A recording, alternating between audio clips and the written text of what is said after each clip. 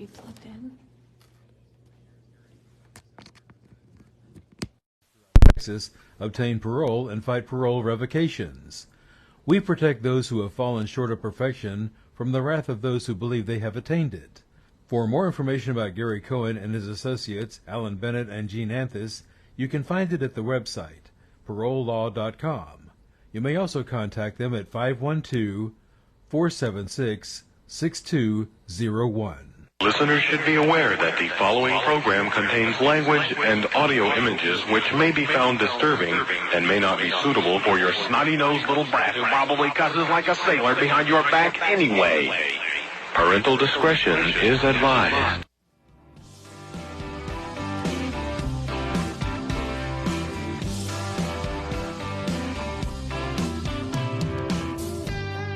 Daddy, I'm coming to see you at visiting hours next week.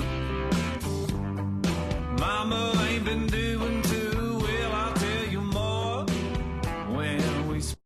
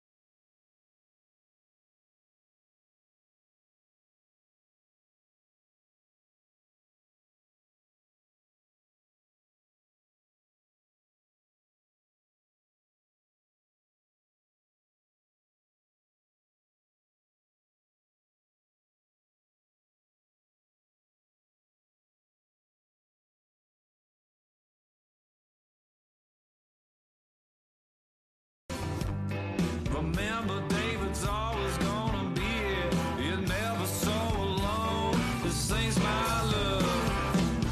It's Friday night. The inmates go quiet. Listen for a voice they know. It's prison radio. Prison radio.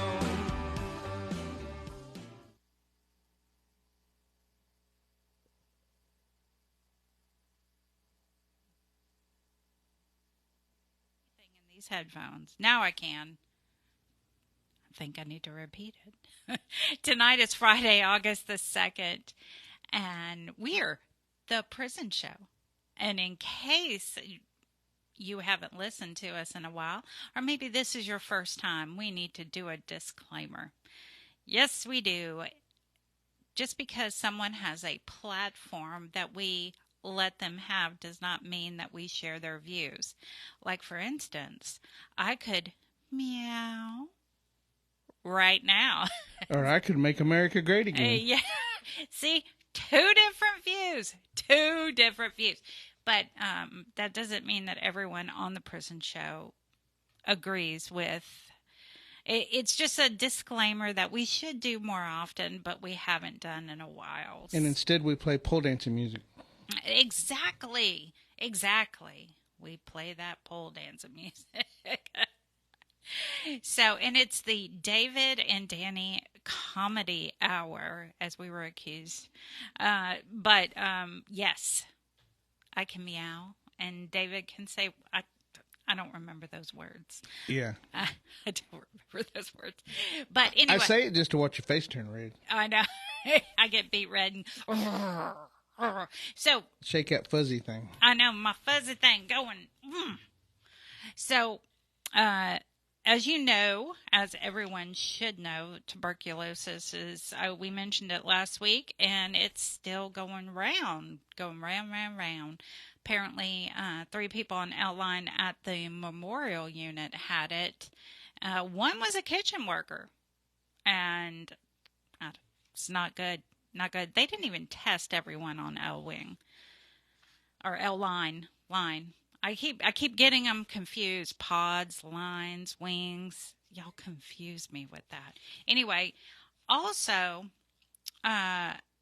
if you haven't been listening to the news, A.J. Armstrong his case was really big here in the Houston area. And he was notified by the Harris County District Attorney's Office. His capital murder case was flagged along with hundreds of other cases after technical issues were discovered in a forensic software program commonly used in DNA testing. So I'm sure more will be coming out. Keep your ears open.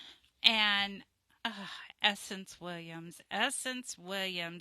She works at the, let me see, where does she work? She works at the, anyway, I can't find where she she worked at the Wainwright unit. That's right. She worked at the Wainwright unit, was supposed to go to the Holiday unit to work overtime, but instead she was trying to sneak on into the Ferguson unit. She's an officer, obviously, and she was busted with 2 heavily wrapped packages of paper testing positive for K2. So Essence Williams, naughty, naughty, naughty. That's what makes it hard for everyone. So tonight, David has lined up a great, great show. Alli Sullivan, normally with death penalty action, but tonight she is with JoinJeremy, a national social justice movement dedicated to freeing Jeremy Busby and correcting injustices throughout the country. Dr. Amite Dominick, president and founder at Texas Prisons Community Advocates, is going to be on, and Nicole Hutchison Moore, founder and CEO of the Rusty Diamond Network, and of course Abraham Bonowitz, co-director and founder at Death Penalty Action. So jam-packed. So let's get down to Alli on line 3. Hi, Alli. Hey, how are you guys? Doing good. How are you? Doing all right. It's actually interesting that you brought up the officer that was caught sneaking packages into the prison, because that kind of is relevant to what I'm going to be talking to you guys about tonight, at least part of it. So as Dani had mentioned, normally I'm with Death Penalty Action. You'll hear from our executive director later. But tonight I'm with JoinJeremy. Jeremy is a very, very, very dear friend of mine. I met him 3.5+ years ago, and a number of years ago he had JoinJeremy trying to get off the ground to campaign for his freedom. He has a kind of wrongful conviction, not what everybody normally associates with wrongful convictions, like actual innocence. But that's another thing. You'll probably be hearing more about that in the coming weeks. But Jeremy is also an incarcerated journalist within TDCJ. His work has been published in the Houston Chronicle, Marshall Project, Prison Writers, Freedom of the Press Foundation, and several other places. And as a result of his journalism, highlighting all kinds of failures of Texas, or TDCJ's leadership in Texas prisons, he has come under fire a lot over the last several years from administrators all up and down TDCJ. When I first met Jeremy, he actually was in solitary confinement, and he had been in solitary confinement for at least 2 years, and they kept denying him classification hearings to keep him in solitary confinement, even though he was supposed to get those every so often. I forget the exact period of time. But since I've known Jeremy, he has been shipped to several different prisons all around the state.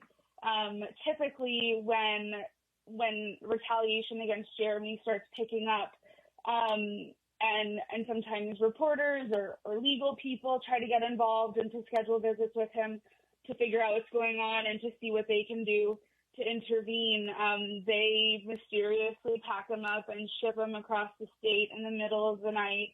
This has happened like 4 or 5 times since I've known Jeremy. And you guys in Houston know that when I was there in Texas at the end of June for Ramiro Gonzalez's execution, I was actually supposed to visit Jeremy Busby, and like a day or two before I was supposed to see him, they canceled my visit. Apparently, he had been put in transit.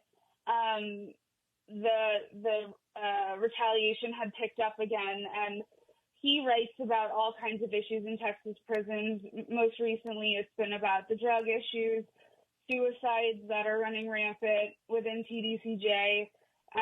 He's highlighted and documented all kinds of failures during the way that TDCJ handled the COVID pandemic.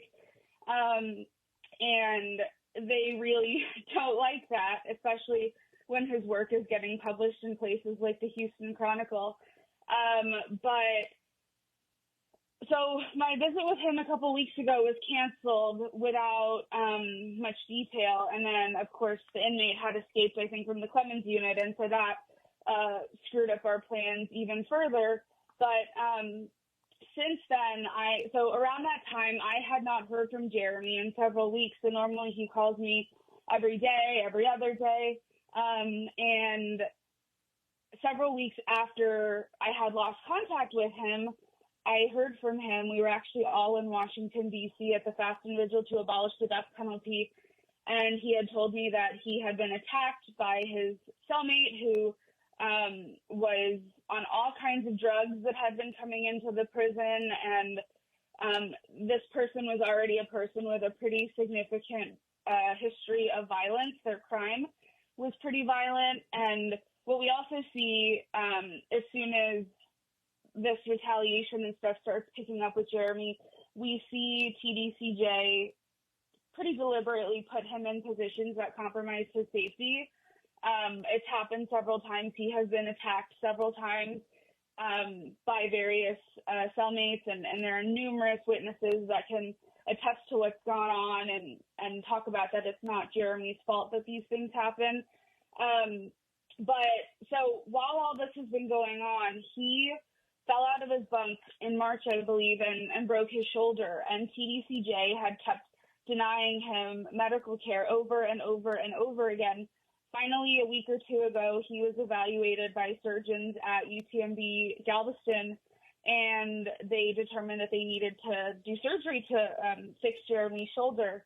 And so he got his surgery earlier this week. He said the surgeon was wonderful, except the surgeon put in a number of requirements that TDCJ was supposed to follow regarding Jeremy's rehabilitation and just recovery from surgery. It was a pretty significant surgery.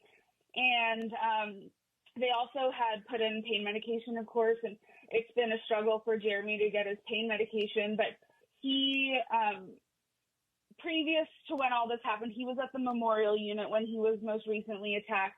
Then they shipped him to the Wynn Unit, then to the Ferguson Unit. The Ferguson Unit seems to have been worse for him than all the units previous to that. And he was formerly at the Connolly Unit and the McConnell Unit, et cetera. And he just constantly feels like he's unsafe. The administration has been extremely hostile towards him.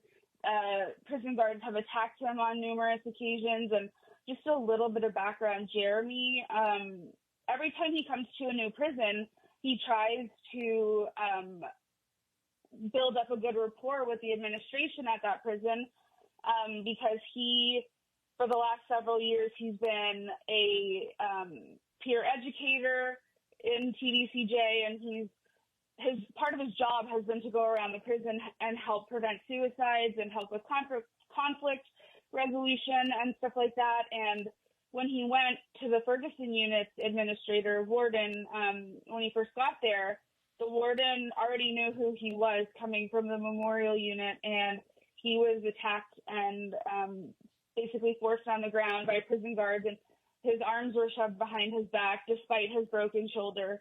And so since the surgery, TDCJ has blatantly refused to adhere to any of the recommendations made by the surgeon. He's supposed to have a no handcuff pass, and he's supposed to have medical 24/7, et cetera, and they're refusing to do that.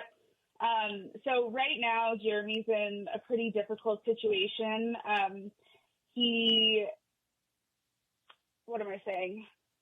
So without going into too much detail, because so much has happened over the last couple of years, essentially what we're asking for people to do, we have a petition on JoinJeremy's website. We're also on Facebook, Twitter, and Instagram. You can find us at JoinJeremy. The petition is asking various TDCJ officials to okay, I'm sorry, Alli, my but brain is yeah, can you wrap it up? You said join Jeremy. Yes. It's a petition. Join Jeremy on social media. The petition is bit.ly/safety4Jeremy. We're demanding that Jeremy is put in for protective custody and that TDCJ adheres to all of the medical requirements that the doctors have set forth for him. And when you sign the petition, please opt in for emails. That way I can follow back up with you and show you the next action items. That's all I got for you tonight. All right. Thank you, Alli. Thanks, Dani. Have a great weekend. And give him our best. You too. I will. Hopefully he was listening in tonight. I'm not sure if he was, but hopefully he was. All right. Great. Thank you. All right. Now, Dr. Amite. Dr. Amite Dominick. How you doing, Dr. Amite? Oh, it's been a week, Dani. I literally just drove in, dropped my stuff on the ground, and dialed into the prison show. We've been in court just about all week long. Some of the days lasted a full 12 hours. Wow. Yeah. It's been pretty intense, and we're only talking preliminary hearings at this point. You know, we're at that phase. And just like with the PAC lawsuit, the PAC lawsuit took 4 years, and there's different stages that are part of it. But so we're on level 1, and level 1 was absolutely exhausting. But we have got some awesome attorneys on board. And, you know, these folks are doing this pro bono, and they know their stuff. You know, we had some fabulous experts, and I want to mention some of the experts that were on our side of the fence, because we're talking about people from Brown University. We're talking about people with degrees from Harvard. From UT Austin, just fabulous folks that really came out to tell the truth about what's happening behind those walls. So it's definitely going to be a process. And since I've only got just a few minutes, I want to highlight some things that I want the folks inside to really know about. And that number one thing is that heat score. We learned some new things about the heat score while we were during trial, and who created the algorithms for who actually gets a heat score. And I have to say that was my moment when I was like, you've got to be kidding me. This is the person who's created the algorithms for the heat score. For example, if you're 90 years old and you've got high blood pressure, guess what? That if you're a diabetic, that you're not at a heat risk. And I just went, how does that even happen? Because I personally have been diagnosed with diabetes, and I know when we have our mock cell that we bring around, there's sometimes I may have to get somebody else to go in. One of our volunteers is in the same situation. She can't go in all the time in our mock cell, and or I just don't take my meds, to be honest with you. You know, that's where we're at. So I just thought that was absolutely insane. So what I want to tell the folks inside is, if you don't know if you have a heat score, find out. Ask medicals, get your medical records to find out if you have a heat score.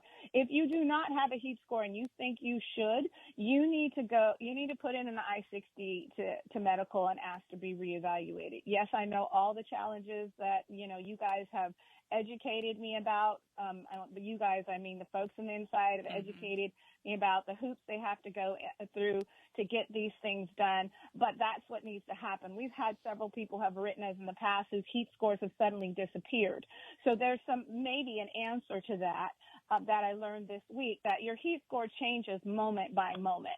So let's say, for example, you have a heat score because your blood pressure is shooting through the roof, and I'm just using that as a hypothetical example, okay? And then the next day it's down again. You saw a doctor at the unit. You might no longer have your heat score.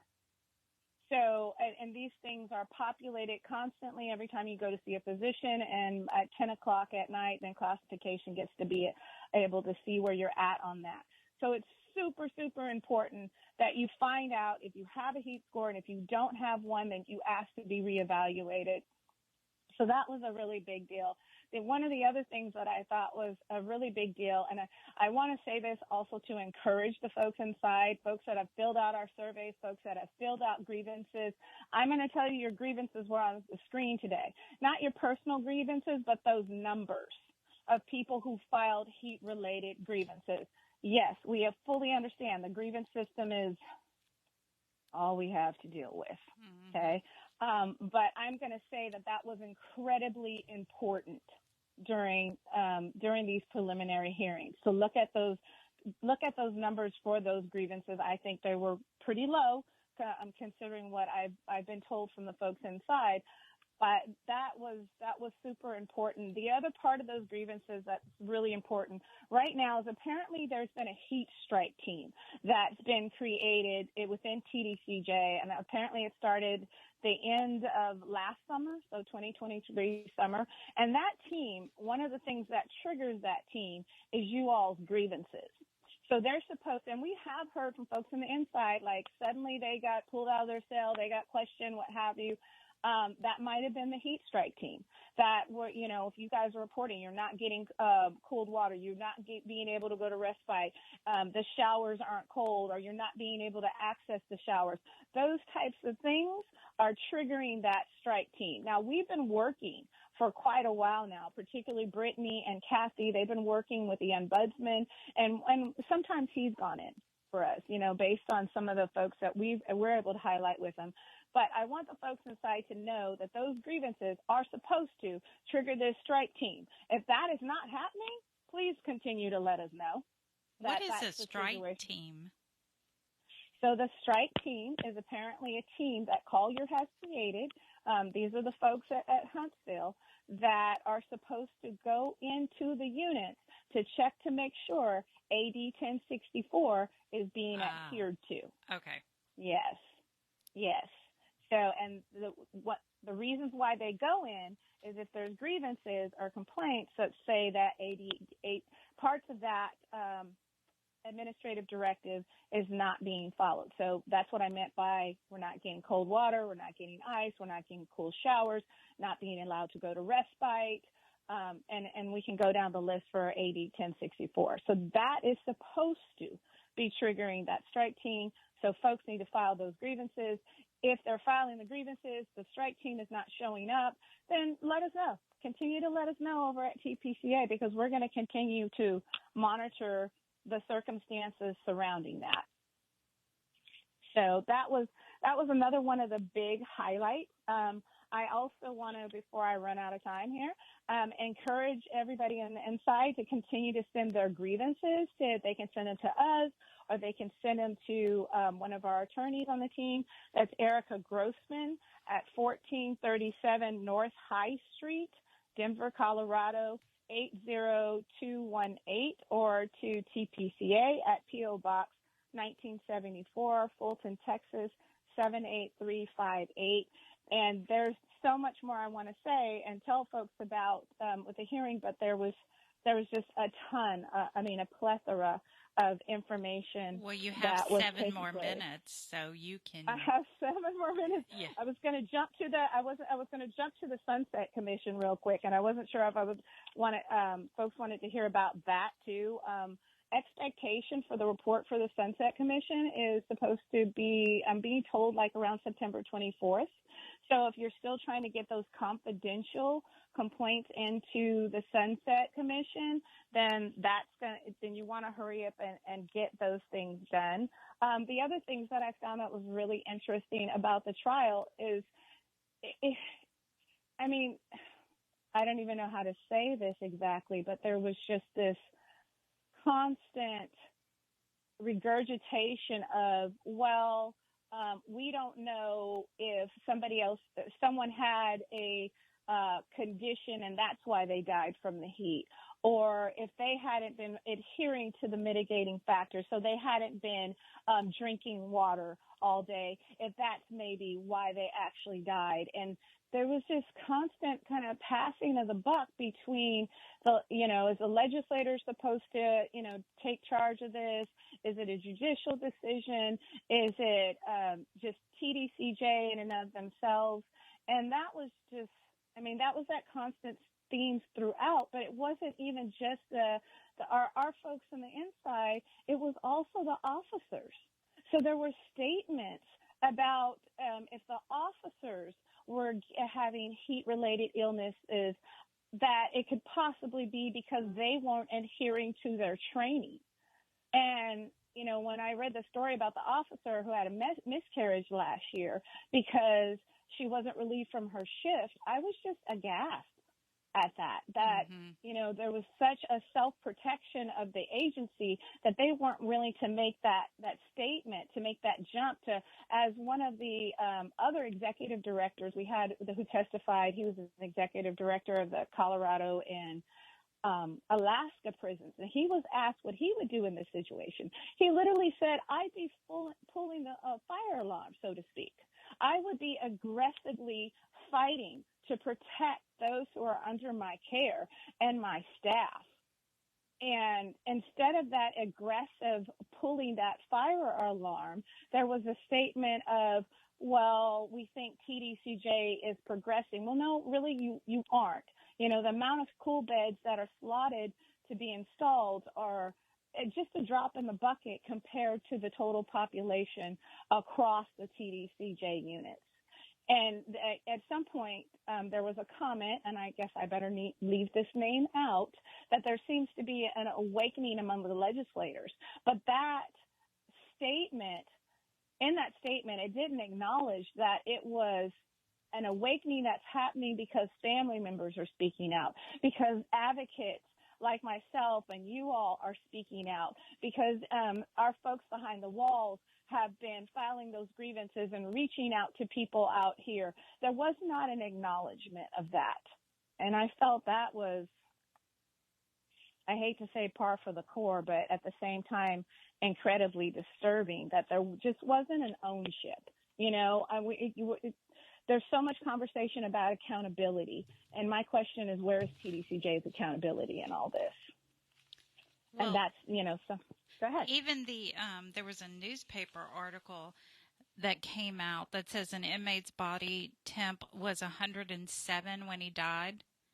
The state of Texas says heat did not kill him. Right. And that was addressed. That was I believe, I'd have to double check and make sure that's the same name, but we did see autopsy reports and that mentioned the 3 people who passed away last year, where the autopsies did literally say it was a heat-related death. So those were on the screen, you know, literally on the screen, and we had doctors who explained the situation, and yet TDCJ just wasn't, when asked about is 3, you know, how many deaths are enough? The other director that was on the witness stand said 3 deaths would never be okay on his watch.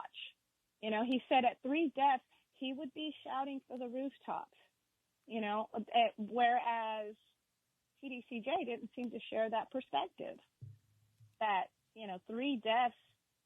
And we all know there's far more than that. We all know and understand that. But these were literally up on the screen, and there was just still. So they had 3 deaths up on the screen? Yeah, there were 3 that we talked about a few more. I think there were 5 total, but there were 3 that were autopsy backed that TDCJ admitted to in 2023. So this is just 2023 I'm talking about. Right. I'm just surprised that they admitted to it. They were on the screen. Our attorneys brought it up. The autopsy reports were there in black and white, just like the article that you're talking about by Lauren McGoffey, who was also there with me the whole time. Yeah. And we really don't know how many. Okay, we have 1 minute left. Anything important? I was fixing to start asking. Anything really important that you want to? I think I covered the biggest, most important things, which are to find out what your heat score is. Let us know. That would be helpful as well. If you think you should have a heat score, you need it, and you don't, you need to see a physician so that you can get assessed to possibly get your heat score. The other thing, really quickly, if you're a person with developmental disabilities, and that may have to be re-diagnosed in TDCJ, so that might be part of this, but those individuals are automatically supposed to have a heat score and be placed in a cool bed. Oh, did not know that. Okay. Yeah. All right. Thank you for saying that. All right. I'm writing it down. And can you repeat your address? Okay, so our address for TPCA is P.O. Box 1974, Fulton, Texas, 78358. And, Brittany apologizes. She couldn't be on the show tonight. She had to fly back. So she was there with me, too, for several of the days, and she testified about our team member, Blue, who passed away, and we had tried to get some wellness checks on him. She had called down for that. So, I wanted to mention that. Well, thank you, Dr. Amite, and we appreciate you coming on. And I've been looking at the trial notes from Marcy Marie, and we appreciate everything you're doing. Well, while you're at it, Dani, you might want to check out our live we did last night. I sure will. An hour long when we went over it. I sure will. Thank you much. Thank you. You have a great weekend. Okay, you too. Bye-bye. Bye-bye. Okay, now we're going to Nicole on line 2. Hey, Nicole. You guys always do this to me. I got to follow that because I'm sitting here in tears and just having flashbacks, and then also really, really mad right now about some of the information that is coming down the pike to a board of directors that I sit on that, we get all of the data from the jails and the prisons. It's called Texas Justice Initiative. And, we constantly are looking at this data on the deaths in custody, as that's what it's called. And I know for a fact if I'm on the phone with Diamonds or, people that are inside and things are happening, and I know because I've lived it. So to hear her Dominick talk about like what's being said and just the giant elephant in the room with all of this. And I mean, yes, she made a good point, par for the course. But the fact that we're having these conversations and even they're saying there's 3, is huge, because I literally have the privilege to sit on this board and watch this data come in from the state directly into this database and this organization that funnels all this information. And I know a name. I have a name because I just got off the phone with a Diamond who was sitting there in a bunk with a girl who sat there for 4 hours after she was deceased. And so we were able to follow what was listed as her cause of death. We were able to follow, like, I didn't get autopsies and all of that, but we were able to at least track it because I have this view, because I sit on this board and have this data.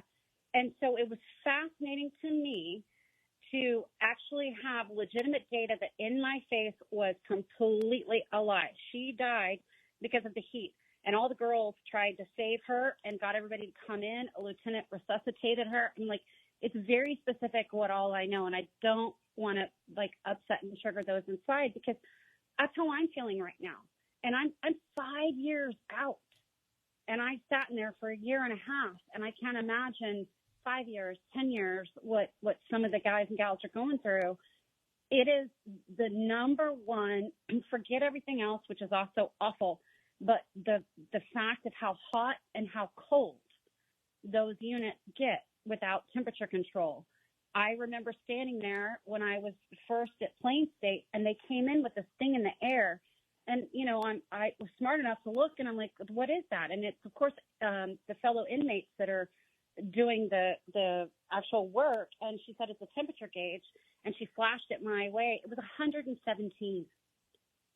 Here I am, in my 40s and menopause, standing there in this unit like, well, no wonder I feel the way I do. And no wonder everyone around us does. It was so eye-opening. And I don't think the public understands nor can even fathom, except when we get these, power outages like we do in Houston and Dallas, these areas, and there's a a storm or when we have the big ice storm that we had.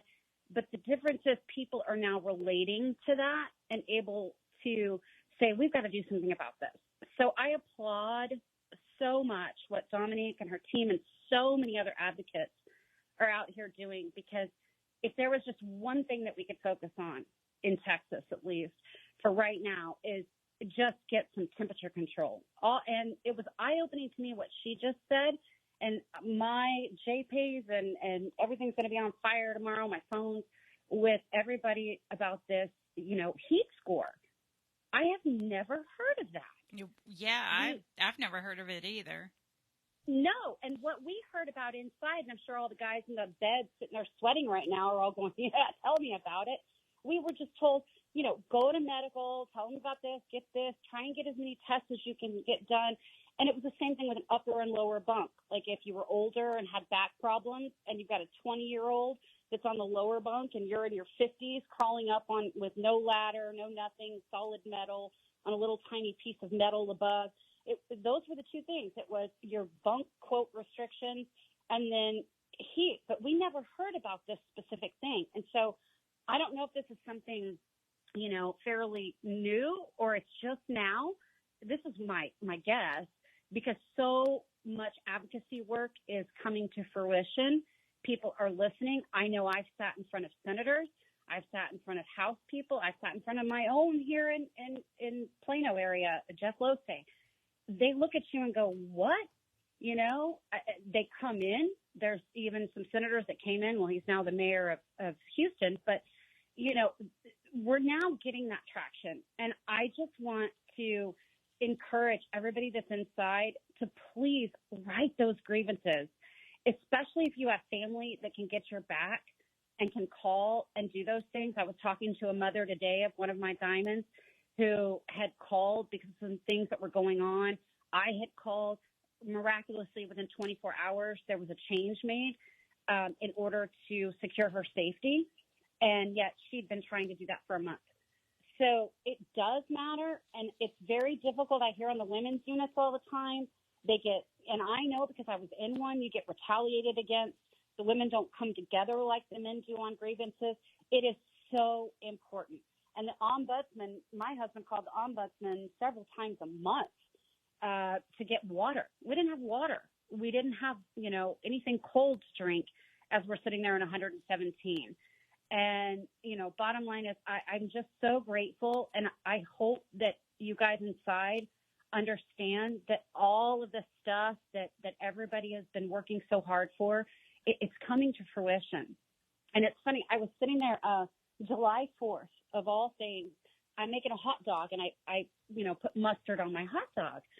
And I kind of stopped, and my husband looks at me, he's like, are you okay? We had some friends over for a little barbecue. And I'm like, no, I'm not. And he goes, what is it? I said, the mustard triggered me. I said, I need a minute. And he's like, what are you, all the guys inside are laughing right now.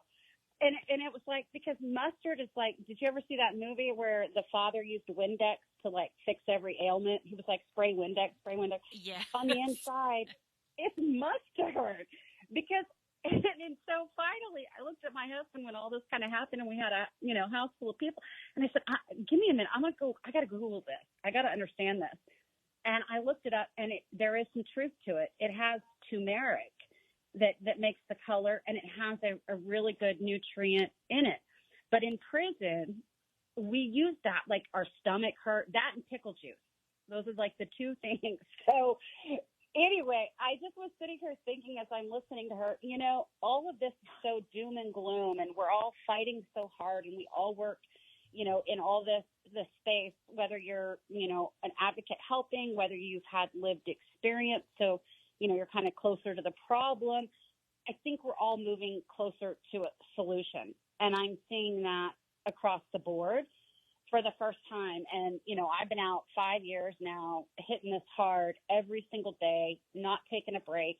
And I'm really proud of everybody that's working so hard. And I hope that you guys that are inside listening right now, don't go like to commissary and buy like 20 bottles of mustard. Just keep one handy.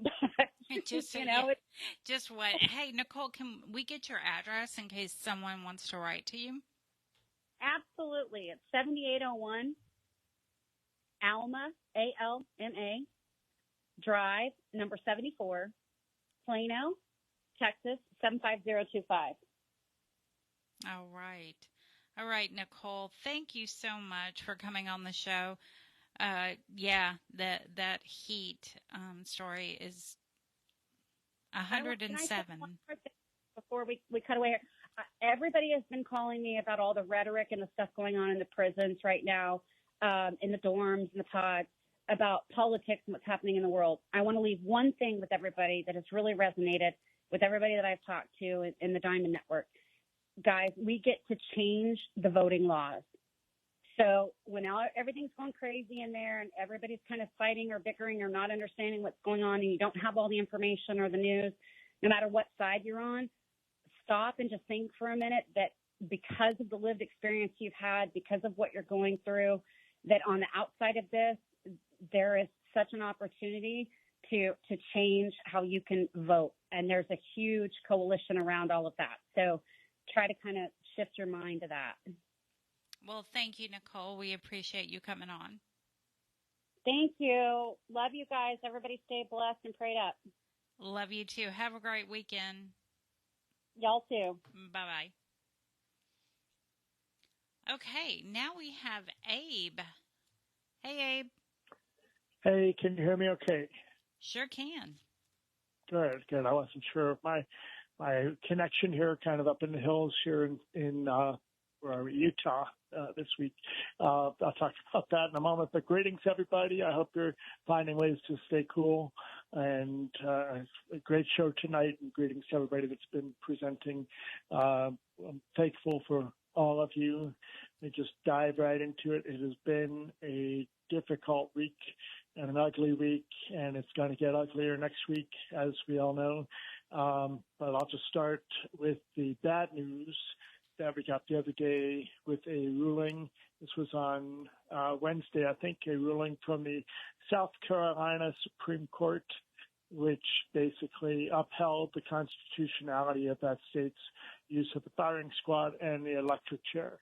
And this goes back a couple of years ago now when they wanted to carry out executions, but they didn't have, they couldn't get the drugs, and the South Carolina law requires 2 viable methods of execution.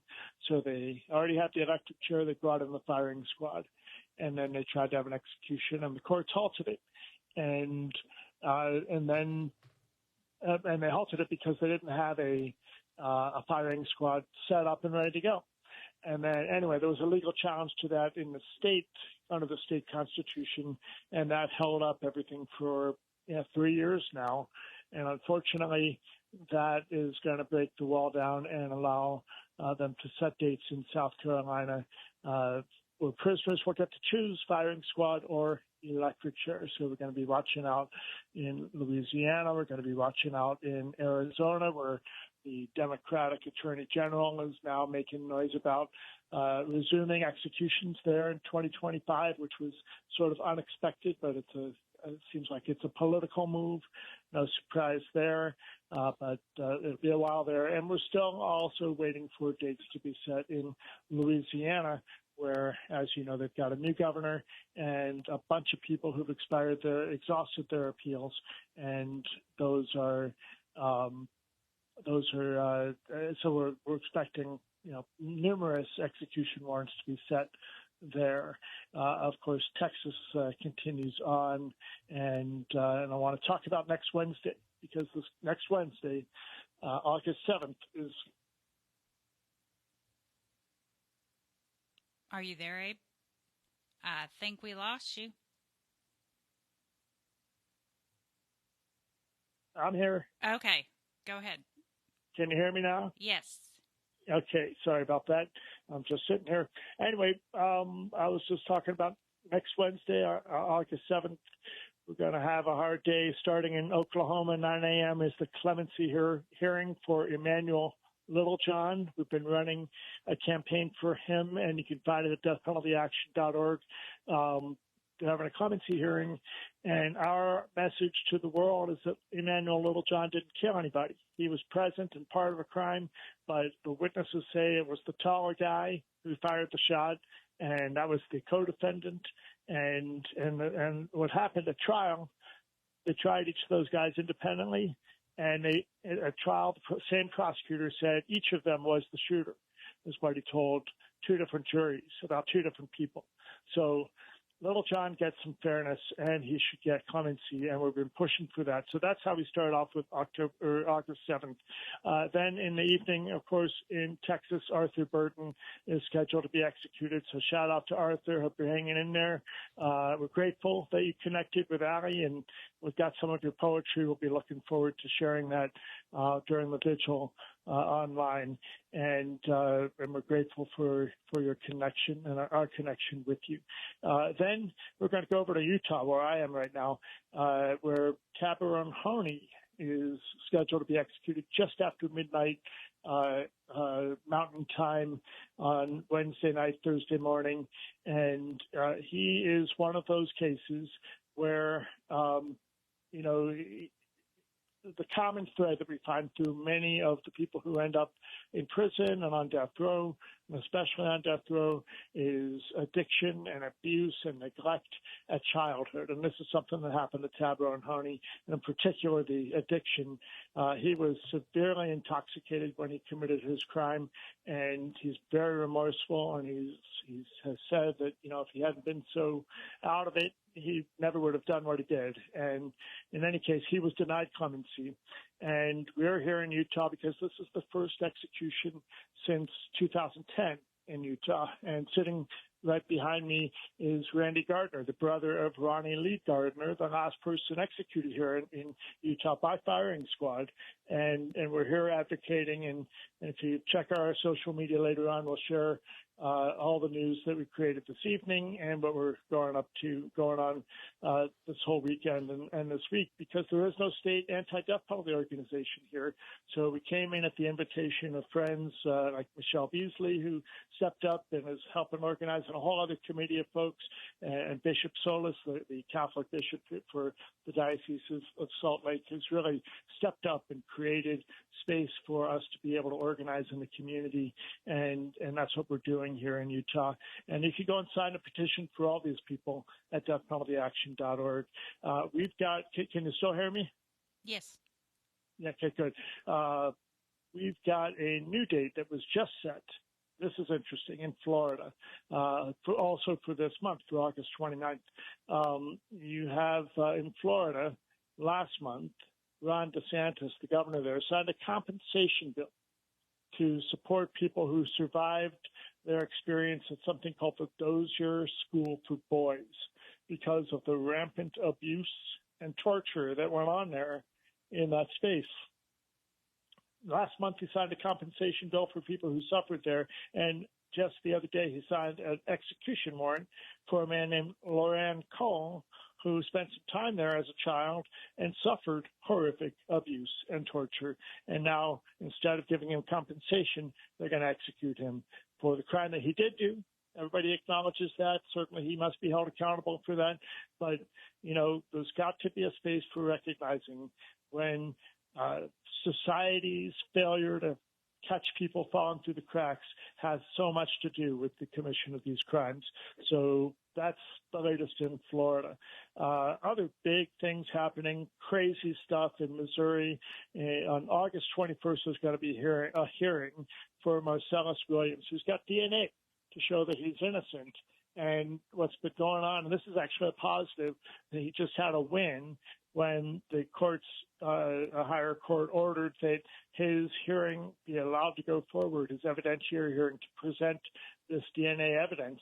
The Attorney General of Missouri had been arguing that he should not have that hearing, that there should be finality and that there isn't space to revisit the case, even when you have evidence that shows the guy's innocent. So that's a little bit of a victory, but an outrageous situation. And in part, we want to recognize and congratulate our friends at Witness to Innocence, who held a big press conference there to bash that Attorney General just yesterday. So they did that. And then we're looking in October at Robert Robertson. They just filed for a stay. That's another Texas case.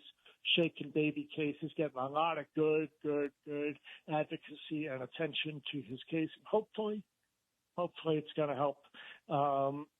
What else is happening? The other thing I wanted to make sure to mention tonight is just that we all get to continue to focus on President Biden and ask him to commute all of the death sentences on the federal death row, because we know what's going to happen if Donald Trump is elected.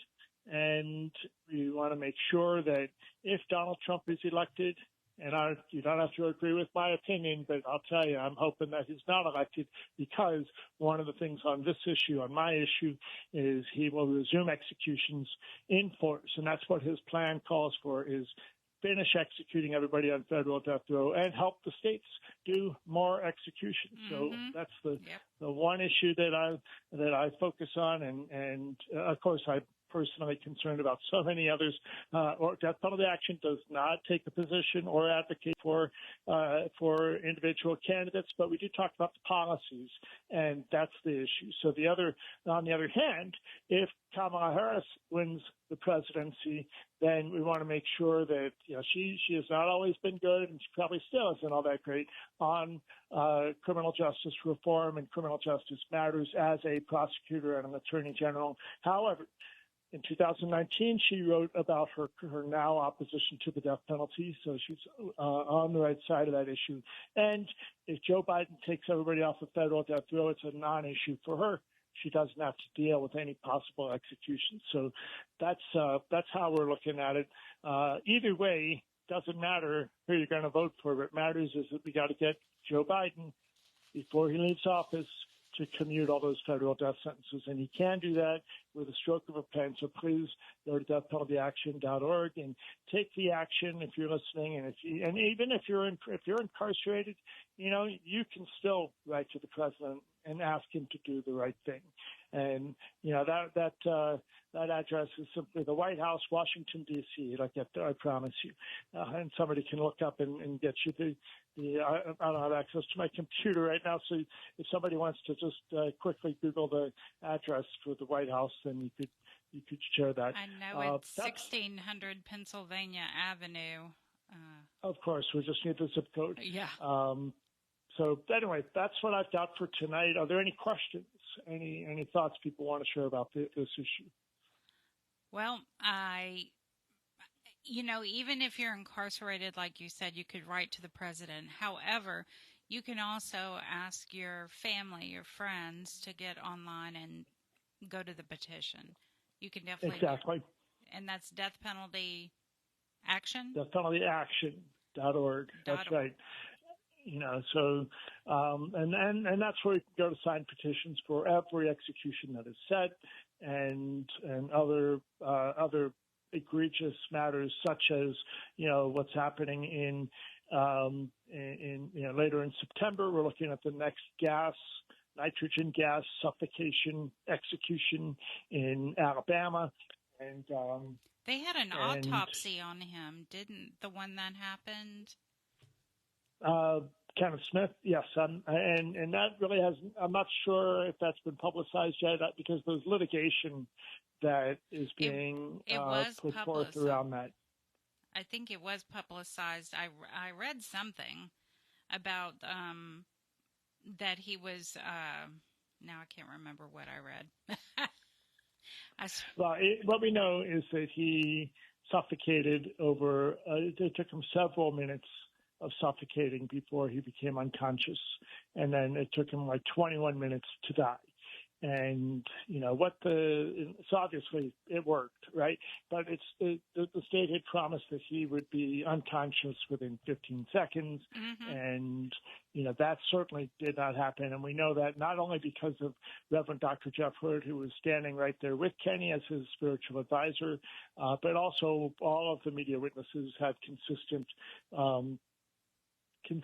reports, and even the New York Times had an article that talked to all the people who witnessed it, including the victim's family, and even they said how appalling it was to them and how damaging it was to them to have to watch it. And I will share that everybody was staying in the same hotel outside the prison there in Atmore,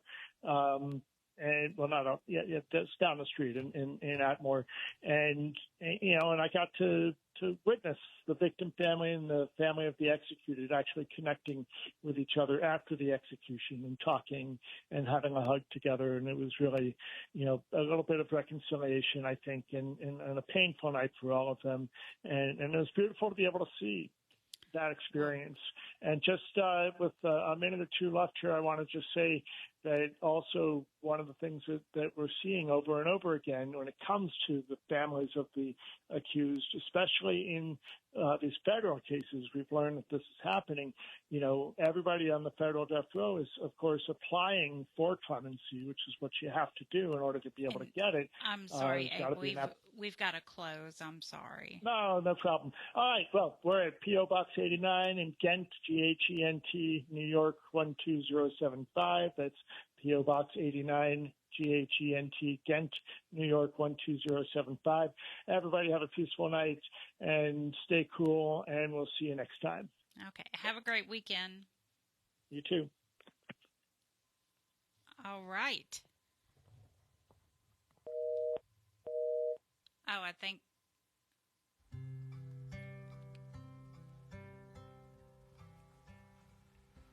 I put my dreams and I put my trust in every useless thing that soon becomes dust. I ride the ride and I hope the hope, though sometimes I think I'd be better off on dope. Oh God, if you exist, hear this. I am confused by all I see, by every tortured soul and all the misery. For every smile, 10,000 tears. For every accolade, a masquerade of fears. Oh God, if you exist, hear this.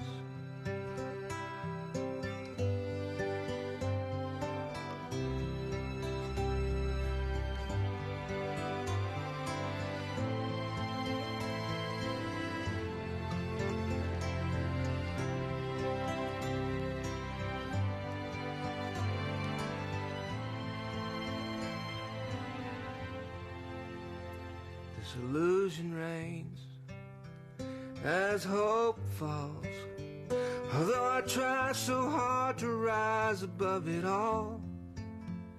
I say my prayers and I do my deeds, and then I speculate if I have met your needs. Oh God, if you exist, hear this. Drunkenness, I write these words, for it's the only way that I can find the nerve. But I'll play the game the best I can, but I want nothing more than just to be your friend. Oh God, if you exist, hear this. Oh God, if you exist, please hear this.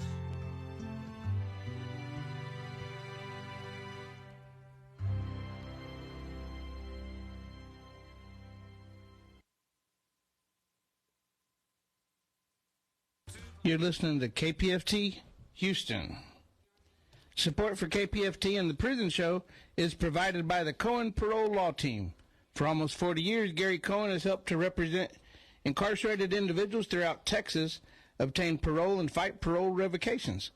We protect those who have fallen short of perfection from the wrath of those who believe they have attained it. More information about Gary Cohen and his associates, Alan Bennett and Gene Anthus, can be found on their website at parolelaw.com. You may also contact them at 512-476-6201. Okay, welcome back. 713-526-5738. Option number 2, to speak to your loved one on the air. And before we go any further, Jeremiah Rodriguez over at the federal unit in Beaumont. Hey. Hey. Well, everyone over there, everyone over at the federal unit, either in Houston, Beaumont. I know I've got a letter here that's, although you didn't address it correctly, you put Shepherd, Texas. It's Shepherd, America. Shepherd, America. So, anyway, I got your letter here, and I think that you answered, or you left me a message, so I'm going to answer you soon. But just wanted to make sure everyone over there knows that we appreciate you very much, and we're glad you're listening. So Lydia on line 1. Dani. Hi, Dani. Hi, how are you? I'm good, Dani, on a beautiful night here in August already. Yeah. Yes. Yeah, already. Already, yeah. But I just wanted to tell my son that we made it home safe. There was a big cloud, looked like rain, but no rain. It was only one cloud. But I'll be getting up early to take that cat, get her spayed, and I have to drop her off by 7:30, and then pick her up at 3 o'clock. So that'll be my day. Then Jorge will be going to that event over with Pastor Reyes in Raymondville. It's later in the evening tomorrow. But I just want to give my saludos to the guys, and I want to tell Mr. Spear that I received his text, his email, and thank you for sharing.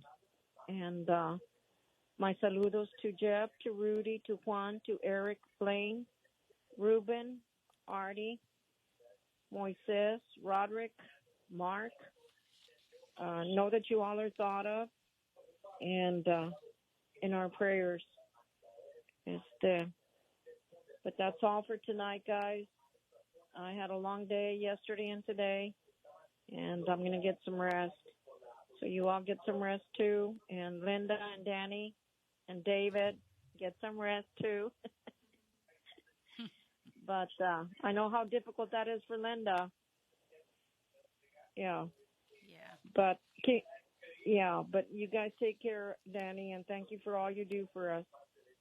Good night, everyone. Thank you for calling, Lydia. Have a great weekend. You too, Dani. Good night. Good night. You know, I forgot to mention who is back in the studio with us. Stephanie is back with us. Woohoo! Yay! She's running the cameras tonight. So we were all excited finding out that she was coming back. Did she figure them out? Well, I think you messed something up, David. Oh, yeah, it's all my fault. I didn't use them, that's all. I used the one iPad is all I use. Yeah, and now we have 3 sitting in front of us, but... she'll figure it out. She'll have it down pat by next week, I promise. Oh, yeah, she will. She will. I got faith in her. All right, now we have Annalisa.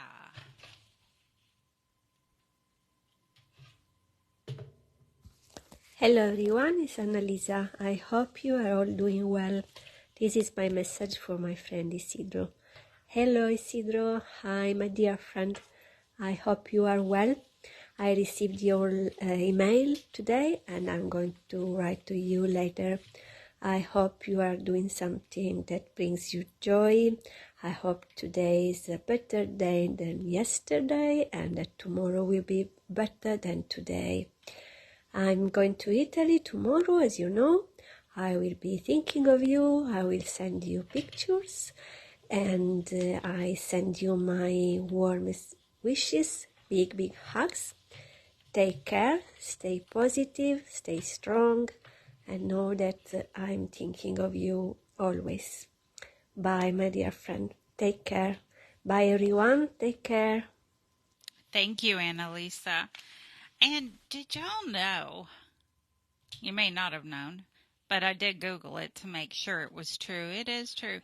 Jelly Roll opened, or the country music star who inspired millions stopped by the Genesee County Jail for a second time. This is in Michigan. Over the weekend to cut the ribbon on the Jelly Roll inspired music studio that is now teaching Ignite participants. So there's a music studio over at the county jail.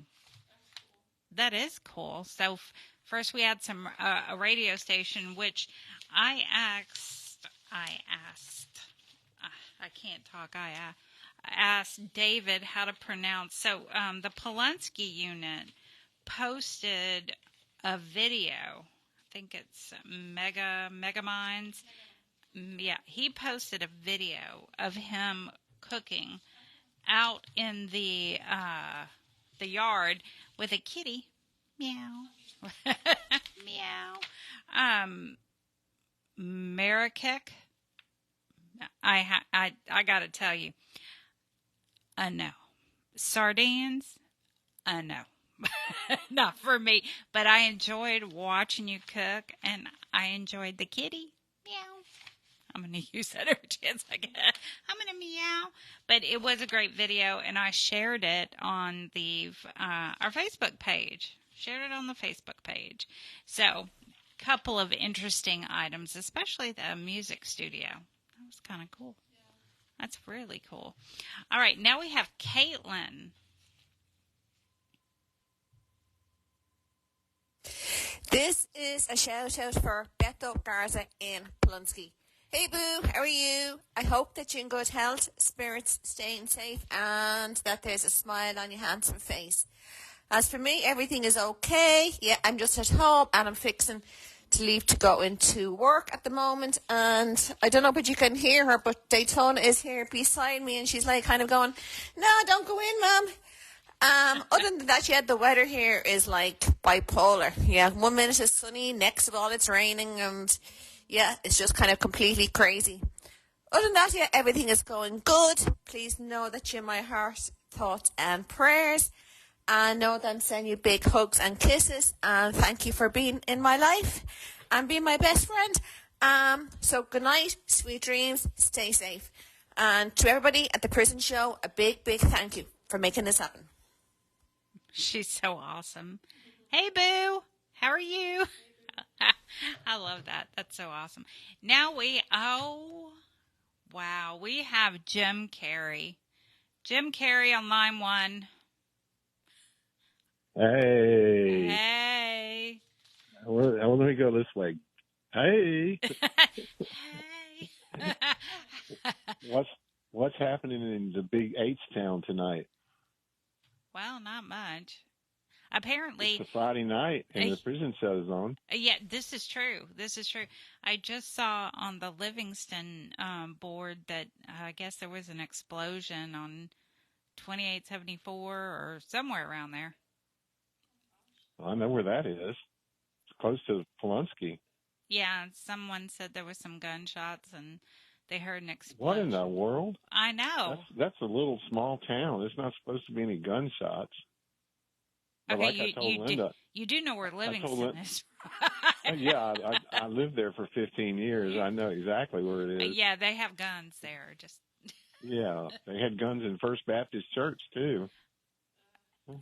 I went there Sunday before last, and I counted 20 people packing heat, and all of them had them in their waistband, and you could see the outline of a Glock or a 40 caliber Glock or maybe a Smith & Wesson. And I was thinking, well, if anybody comes in here and tries to shoot the place up, I'm going to duck because it's going to be a lot of ammunition flying through the air.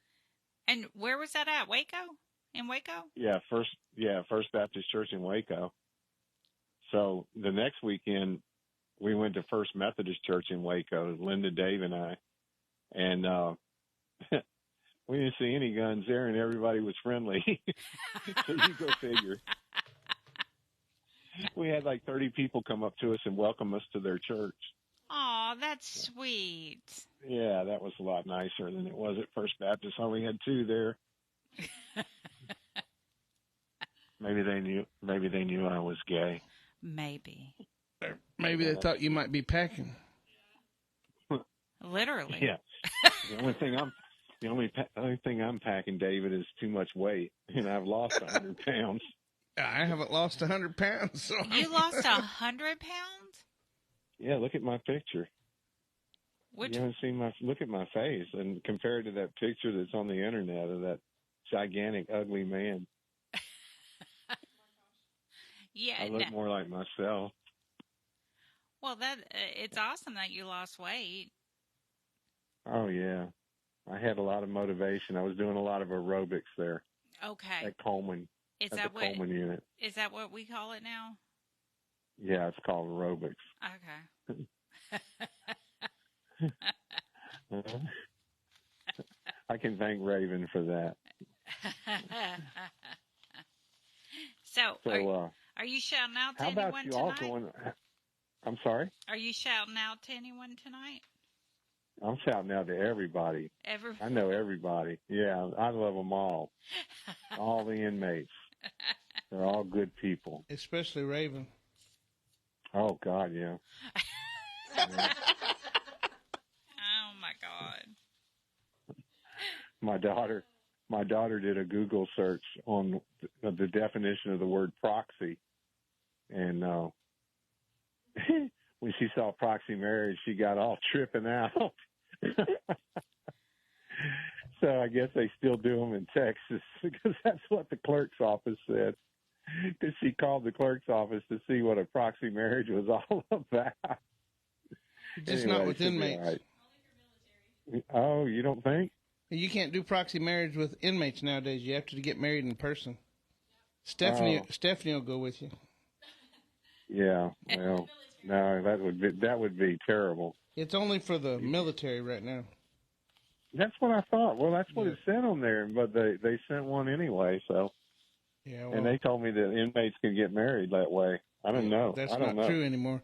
But there's a lot of things that the county clerk doesn't really know. I had a big, long conversation with the county clerk. The law says that the officiant's supposed to carry the license back in, but they tried telling the couples they can do it. And I tell them, well, I don't mind if you do it, but the problem is they say I could be fined $200 to $500 if I don't do it myself. And then the clerk says, wow. oh, well, we're not going to press charges on you. I said, yeah, until you get mad at me, and then you press charges on me, and I'm the one that got to pay the penalty for it. So, I mean, the law's the law, but yet they don't know it. They're just the county clerk. Well, how do inmates get married now? In like person? on death row? Yeah. In person? But you have to get a license. Yeah. Well, they'll let you get the license and fill it all out, but you got to take it in, and they got to sign it and do all the stuff they're supposed to do. Oh, you mean you got to take it to the inmate in the prison and get him to sign it or mail it to him? Well, they do an affidavit or something. Yeah. Stephanie's talking over there. I don't have her mic on. Who is talking? Stephanie. She's a approved TDCJ wedding officiant. Oh, okay. I didn't know that. Go ahead, Steph. I got your mic on now. Yeah, I got to ask. No, Steph. you don't want your mic on? I was just saying there's an affidavit they fill out, and then the wife takes it, or the spouse that's in the free world takes it to the county clerk, and they obtain the marriage license for them to get married. Right. But then they got to be married in person and actually have a ceremony. Yeah, we married them in the visitation room. Yeah, a lot of people call me up and they want to get married and not have a ceremony. Oh, And I tell them, well, there's got to be some type of ceremony. It don't say exactly what we got to say, but I at least want to see you and see her or him or whatever. See both parties and then make sure that you really want it, because otherwise you just bring me a piece of paper and expect me to sign it. I don't know who y'all are. You have to consent. Right. Yeah. You have to what, Stephanie? Consent. You have to at least acknowledge the desire to marry the other Yeah. person. A buddy of mine, he does them. He calls them kissing weddings. They got to show up, and each one admits that they're the person on the license, and then they kiss each other and say they want to be married, and then he signs it. Oh, okay. So Stephanie, they have to sign the affidavit that says that they want to get married, the one that's in prison then, correct? Well, the affidavit is what the wife takes in, basically, because for me, it's usually a wife, and the husband's usually incarcerated, so the husband can't go to the county clerk, right? So somebody has to take the affidavit basically as their signature saying they're wanting to get married. Oh, to get the marriage license. So if it's two guys getting married, the guy that's in prison has to sign the affidavit. Whoever the one that's incarcerated, whoever's the absent spouse, it's actually an absent spouse affidavit. So the one that's absent from the county clerk's office is the one who has to have the affidavit signed, and then you have to obtain their ID, copy of their ID, and then take that in with you. Oh, copy the inmate ID? Mm-hmm. Or have Notarized. a certificate. Yeah. Yeah. Wow. Yeah, it's changed a lot. Whenever it was proxy weddings, we used to have weddings on the prison show. So Ray, I remember that. Ray would always stand in and be the proxy. He said nobody ever gets jealous over gay Ray. I can be anybody's proxy. Yeah. But you have to kiss. Mm-hmm. But somebody would have to kiss him. And I don't think Ray's ever been kissed. Nah, that's not true. I know several people that kiss Ray. I'm just kidding. I'm being a smart aleck. Ray used to kiss and tell. Yeah, he sure did. He told me a few stories, too. I'm sure he did. He tells a lot of stories, or he told a lot of stories. Yeah, he's probably still telling them. He probably is. You know, he did a gig right before he passed away so he'd have the money to go across the river Styx. And I feel sorry for the oarsmen. He probably talked their ears off. Oh, he was a handful. I remember one morning he wrote a email out that he wanted somebody to take him to breakfast, and everybody called back and said, "Yeah, we'll take you to breakfast. Come on, Ray, let's go." Oh, he was a handful. Yeah. Well, my shout outs to everybody. I hope everybody's doing well. And I just wanted to call in since I was awake and got yelled at for not being awake last week.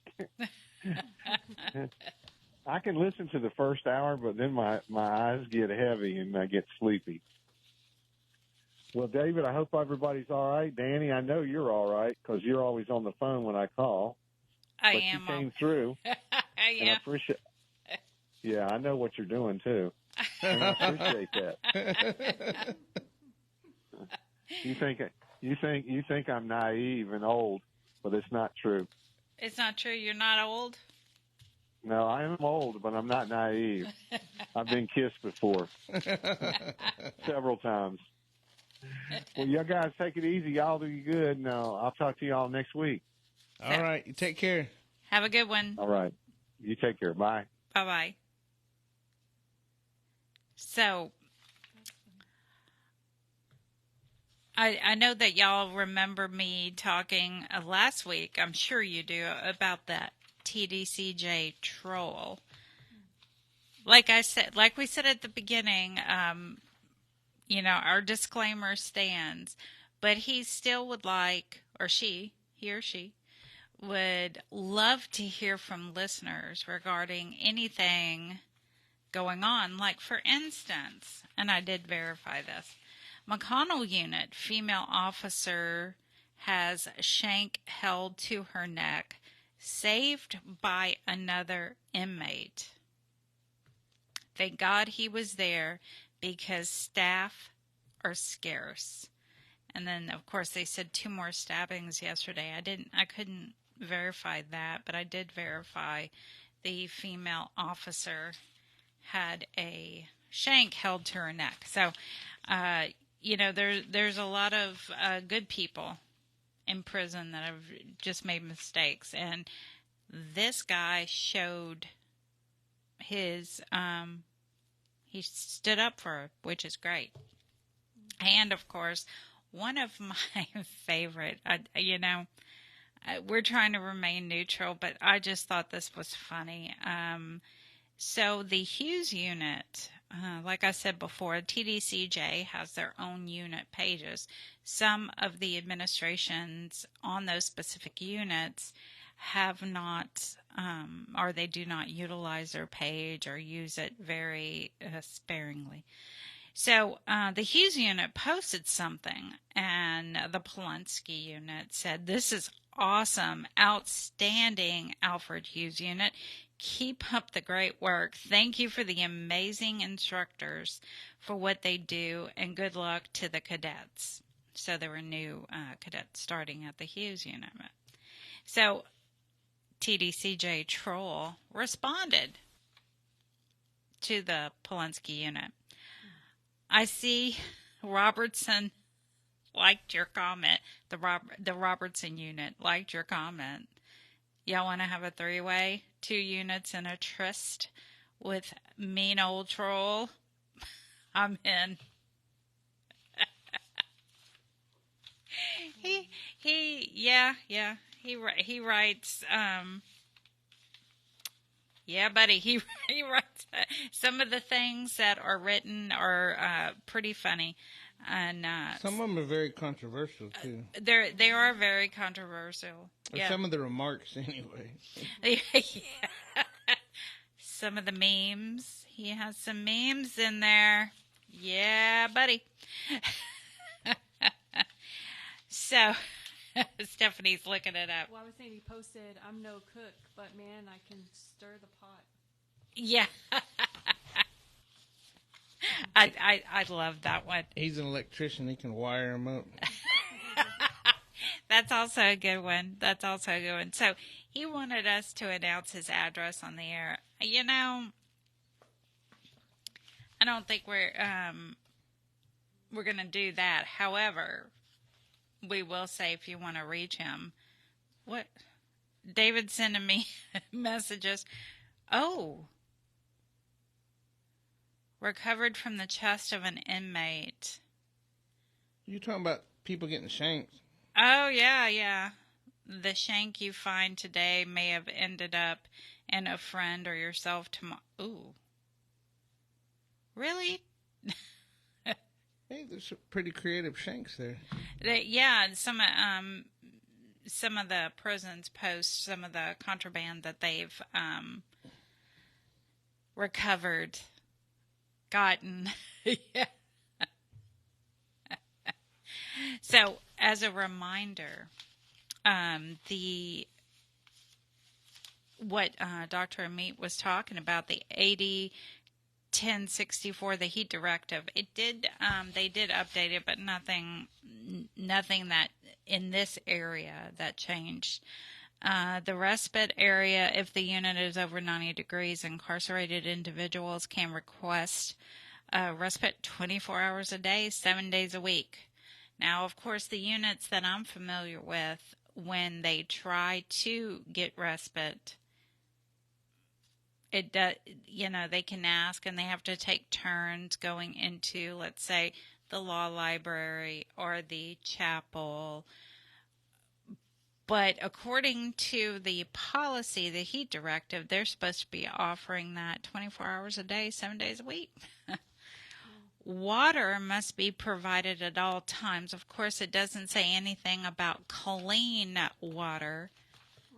Earlier today, one of Linda and I's friends told us that an officer, they put him in a cell that did not have water, or the faucet wasn't working. Something was going on because obviously the toilet worked. So they gave him a water bottle and said, fill the water bottle up with toilet water, and that way you can take your medicine. Yeah. So they don't have to offer you clean water, just water. Ice must also be provided and replenished on a regular as needed basis. Fans, of course, you all know the fan directive. People on the outside can purchase fans directly for you. So if you need a fan, I think some units you can have 2 fans, but it all depends. And showers, additional showers for offenders when possible, with lowered water temperatures for single temperature showers in offender housing areas. Some people aren't even getting one shower, not one shower. Are they when they're on a medical unit, or maybe they have a medical issue when they're trying to get to the shower, they're not even being allowed to get to the shower, which is, it's like, hello. Now, earlier in the show, I mentioned A.J. Armstrong was notified by the Harris County District Attorney's Office. His capital murder case was flagged, along with hundreds of other cases, after technical issues were discovered in a forensic software program commonly used in DNA testing. So, let's see.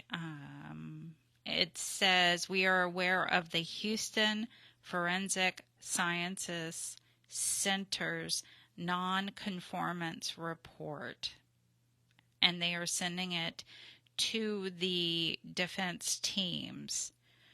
It is our understanding that while language within any supplemental report may change, the overall results and conclusions will not. So, it says that it's affecting hundreds of different cases. So this is coming out of Houston. So if you know that your case was done with the Houston Forensic Sciences Center's software, definitely get with your defense team. Or if you don't, try to find out. Because that's a really big deal, because A.J. Armstrong was a huge case coming out of Houston. He was tried 3 times, and we all know a capital murder trial costs a lot of money. Not only they came hung jury the first time and the second time, and they chose to try him a 3rd time, and obviously they got him that time. He's at the Robertson unit, but apparently they were notified. His defense team was notified. So, Linda, do you have some shout-outs? Yes, I do. Yes, I do have some shout-outs. I want to say hello to Joel White, Michael Moyers, Thomas Miller L., Paul DeVoe. Had a great visit with you yesterday, Paul. I hope you're doing better tonight. I hope they are treating you okay. So just let us know tomorrow how you're doing. William Owen Sr., Jaime Cole, Franklin Davis, Will Spear, Cedric Marks, Robert Satterfield, Robert Solis. Thank you for that sweet card this week, Robert. I really appreciated that. Lucky Ward, Ronald Haskell, William Hudson, Juan Balderas, Blaine Milam, Paul Story, Walter Sorto, Robert Roberson, Britt Ripkowski, Charles Hill, Dwayne Buck, Tyrone Williams, Charles Ray Thurman, Curtis Robertson, Stephen Curry, Eugene Broxton, Marcus Drury, Troy Glover, Bill Sims, Paper Cup at Estelle, Midget Tighten at Estelle, Ken Decker, Gregory Allen at the Dieball Unit, Jedediah Reed at the Luther Unit, and Iron Thunderhorse. I'm glad you're back at Plunski, so we'll try to see you soon. Okay, guys, good night. Talk to y'all next week. So, apparently, we're having phone issues. I guess. Yeah, because I just tried to call the phone again, and it's not working. So, hey, yeah, I've called it a few times, and it is not working. What? Okay. Crystal Rodriguez would like to make a shout out for her boyfriend, Terry Arnold. So, hi Terry Arnold from Crystal. Keep your head up. And she also says Cofield unit doesn't give out any water. It just worked for me. What? How rude. Y'all blocked me? I'm just saying. I don't have that ability. I just made the light flash, and then Linda answered it. And he hung up on me? Yeah, I hung up on her. To be connected to the studio, press 2. See? Yeah, but I pressed 2 and it didn't go through. I just pressed 2 and it was flashing. Thanks for calling KPFT. Everybody's calling it now. Come on, y'all. Call 713-526-5738. Option number 2. See, somebody calling. It's flashing again. That's Linda. Linda got through. Yeah, Linda. I was calling myself. So it's 2 out of 3, or 2 against 3. Come on, Steph, you call it. No. I got Caitlin over here. We already played Caitlin. Oh. Yeah. I got Mike ready. Yeah, I got Mike ready. Okay, go ahead.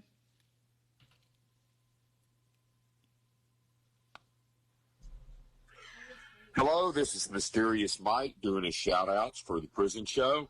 Here's the shout-outs for the guys of Texas, Guy Alexander, Jamie Cuppett, Stephen Russell, Stephen McGee. Shout-out for Philip Perez. Lucy and Michelle want me to do a shout-out for Paul.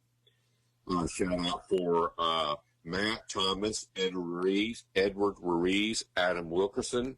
Shout-out for Curtis Robertson. Shout-out for Blaine Bylam. Shout-out for Oz. Tasha wants me to do a shout-out for Payday. Shout-out for Keith Money. Shout-out for Haas. Shout-out for Aaron Vasquez. Shout-out for Bill R. Sims. Shout-out for Wayman Lee Cart. Special shout-out to Clarence Lee Bowman. And you back towards the prison show.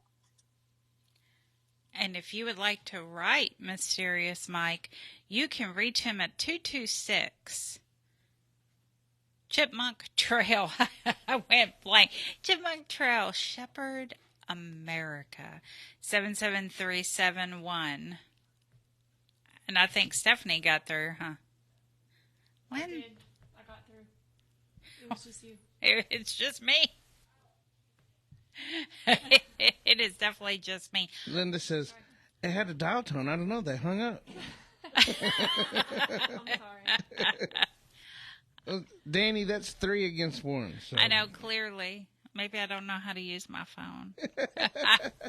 All right, Stacy.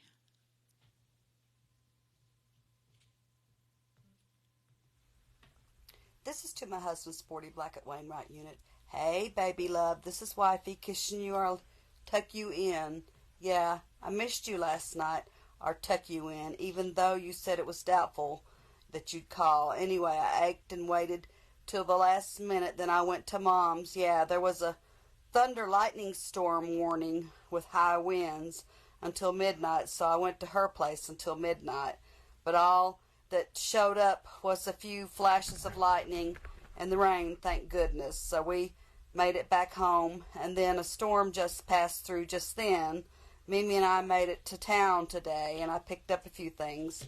I placed on the boarheads tees on the platforms. Oh, and after the potent whispers, I think I found that structure determinant article, but I had to go to Bing to find that under a different name, Eileen instead of Irene. But then I'm not sure. We'll speak on it with our whispers tonight or today. Baby, this just kissing you that I miss you too much, and I'm glad we're back on track with our whispers.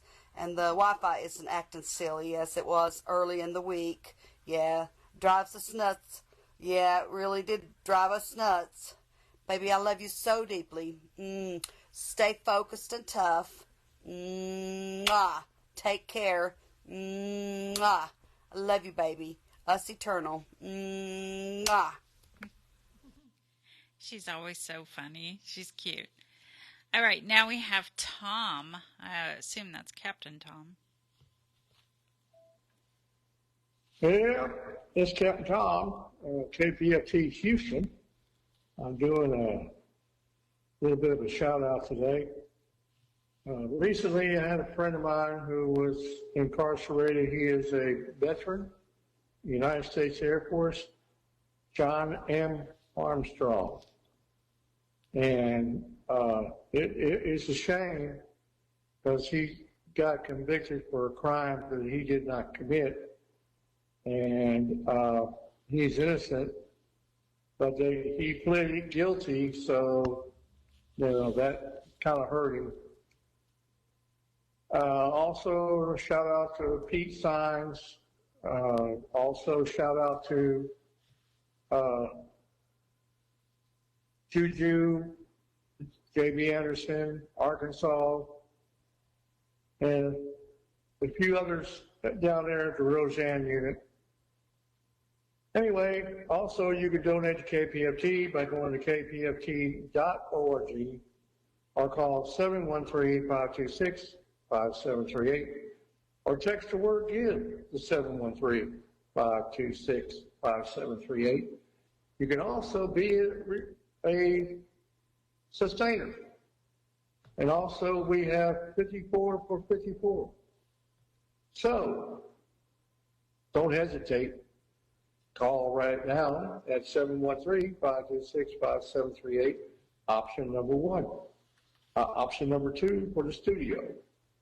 I'm Captain Tom. This is Make Sure You Donate to the Prison Show. See you next week. All right. Thank you, Captain Tom. Where's Sugar Pom Pom? I don't know. I'm going to be seeing Sugar Pom Pom this weekend. Shout out from Mary Alice. Shout out to my lifelong friend on death row, Charles Rabby, I think Stone. So big shout out from Mary Alice. Thank you, Mary. Thank you, Mary, very much. All right, I'm going to do mine. And Daniel Ramirez, I got your message. Thank you so much. Appreciate you. And let's see. Of course, meow. To my best friend Farron, who, yeah, never going to let me forget that, are you?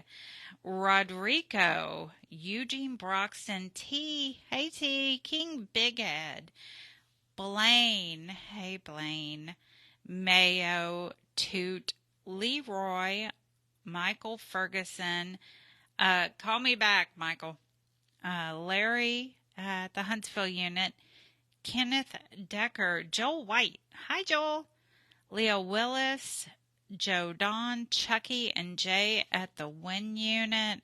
Of course, Paper Cup and Midget Titan at the Estelle unit, along with Bowl at the Estelle unit, Rexalicious, and CJ. Everyone a big ol' hey. Troy Glover also, big hey. And did you have any other shout-outs, Linda?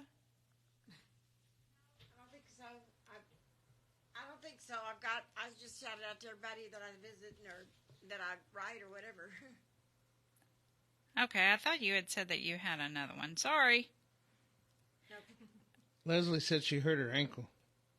Oh, she did? Yeah, she said she's got a sprain and some torn ligaments. Oh, no. Yeah, I said ouch. I hope she's going to be able to go. I don't know. She said give her a minute. She's going to call in a shout out. So okay.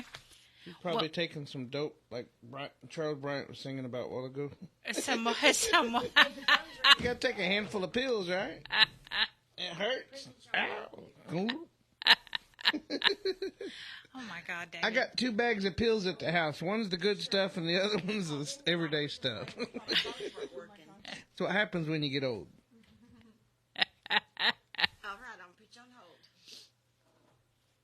And you can go ahead and put her on, Linda. Okay. I'm right here, Dani.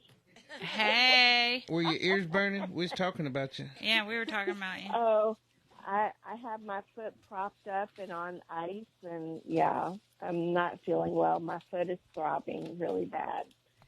And I'm on medication. So anyways, happy Friday night. happy Friday night. And I want to shout out to my sugar pom-pom, even though he gets on my last nerve. Yeah. Anyways, it's Friday night. I'm doing nothing but propping my foot up. And I was told today by Sugar Pom Pom that I'm getting old. And I told him, no, I'm still in my 40s. Thank you very much. Yeah, he's older than you, right? Yeah, he's 51. He's the old one. Hey now, slow it down. Oh. Slow it down, girl. That's pretty old. Yeah, I don't want to be 50. Well, the alternative sucks. Well, yeah, you're right. Yeah, you're right. So what did I miss? Because I had to go and take my medicine. Did I miss anything exciting? Were y'all talking about Sugar Pom Pom? Well, I may have made a mention of Sugar Pom Pom. CJ gets on my last nerves, but you see, I told him that he should go give everyone a hug that he knows. And he's like, I'm not fixing to do that up in this place. Yeah, y'all had a really good show tonight. Very informative. And so does everybody have the heat? What is it? What did she say? It's some sort of code or number or whatever? Or heat score. Yes, evidently you should find out if you do. Okay. Yeah. Okay. That was interesting. It was a great show. And I'm glad we have good people fighting and working hard for our people on the inside. Yeah. Oh, and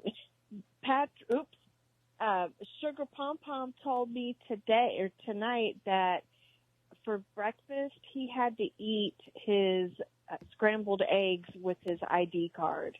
So what's up with that? Why don't they have utensils? That's not cool. And that's going on at a few units. You have to bring your what? Was that? Yeah, I think Linda was talking. Anyway, a few units have to use their IDs. They do not have or they have to bring their own bowls. If they don't, some of the newer, I'm referring to the men's units. Some of the newer men coming in, if they do not have spoons, either they have to borrow the spoon from someone or they use their ID cards. And then and that's probably why TB is spreading. Come on now. Yeah. That's an airborne illness. Oh. TB is like if I sneeze and don't cover my mouth, or if I cough, you never seen those heat sink videos where it spreads everywhere. That's why it's important to cover it. Yeah. And some people go overboard now and they get in their arm, in the crook of their arm. But I mean, I understand it because it gets everywhere. I don't want it. Yeah, I don't want it either. My but goodness. I mean, TB's always been dangerous on the inside, and they've always give us a shot every year, or you get a certain age and they give you x-rays to make sure that you don't have it. Yeah. So, I mean, because that's where it spreads the most is in institutions. Yeah. That's crazy. Yeah. But Dani, Linda was freaking out because DJ Rico, he come in the back door. She's like, who is that? All right. It's the Houstonians. I can't wait until I can come out there to the prison show. And we can't wait to have you, and I can't wait to see you on Sunday. I know. And really, Dani, I want some fried chicken, like some good fried chicken, like greasy fried chicken.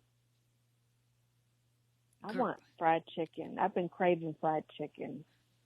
Well, we can definitely do fried chicken. Yes, ma'am. All right, girl. I'll talk to you later. Bye. Bye. All right. Now, because it's visit weekend, and of course, we've got photos. So everyone be prepared with your photos. And this was put out just as a reminder that if you are in doubt about what you're going to wear, if you have a doubt, then you probably don't want to wear it.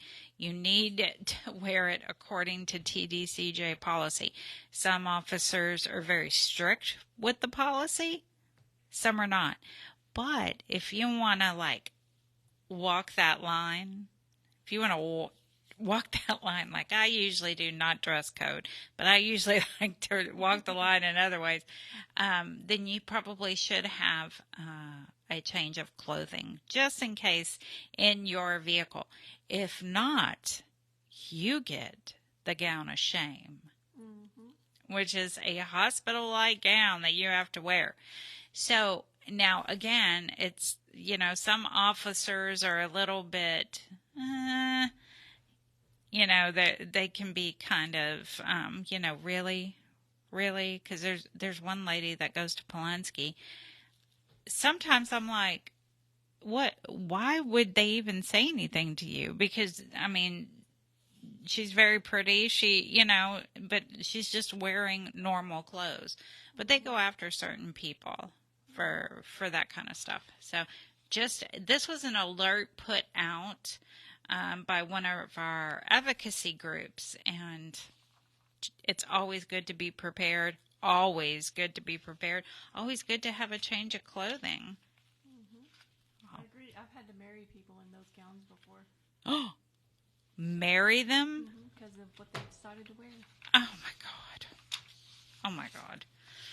And do you have a shout out, Miss Stephanie? Sure, yes.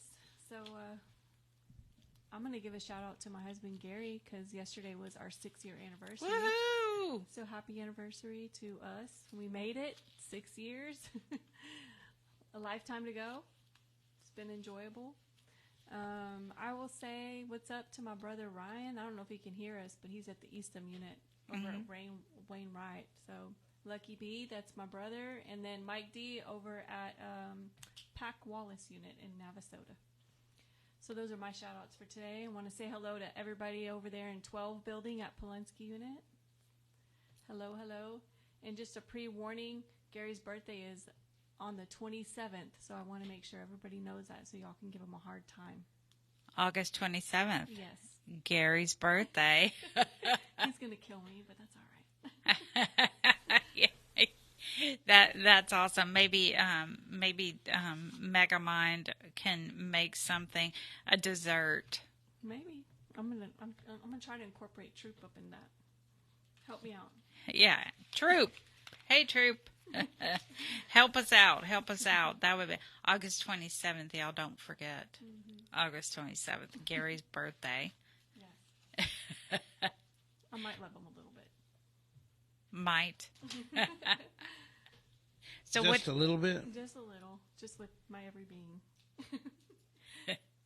So what you got, David? A sore leg. A sore leg. Yeah, it's been a really good show. She was right a while ago. It's very informative. There's a lot going on down there right now. Yeah. Some of it not so good. It's hot. It's hot here. And the mosquitoes. And I read online where the guys are just getting attacked by them. Yes, very bad. So, at least we can go inside and we close our windows and turn the air conditioner on and all that stuff. But they don't have that privilege. No. So. And the mosquitoes carry diseases too now.